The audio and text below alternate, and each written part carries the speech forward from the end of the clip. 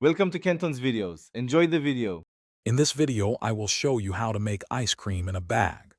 This fun and easy method lets you create a delicious treat with just a few simple ingredients and some shaking.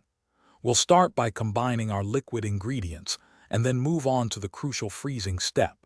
It's a fantastic activity for all ages, yielding a creamy, personalized dessert in about 10 to 15 minutes. Get ready for some hands-on fun and a tasty reward. Now that you have all your ingredients, let's get them mixed. Carefully pour the half cup of milk, half cup of heavy cream, 2 tablespoons of sugar, and 1/4 teaspoon of vanilla extract into your quart-sized resealable bag. Make sure to press out any excess air before sealing it completely.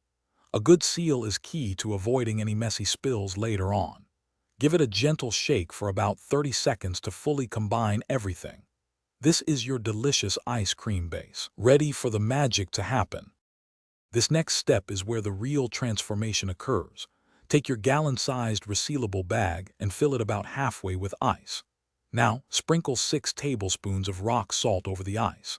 The salt lowers the freezing point of the ice, making it much colder and allowing your ice cream to freeze quickly. Carefully place your sealed quart bag with the ice cream mixture inside into the gallon bag. Press out any remaining air and seal the gallon bag tightly. You're almost there. Now for the fun part, shaking. Vigorously shake the gallon bag for about 5 to 10 minutes. You'll feel the liquid mixture inside the smaller bag start to solidify and become firm.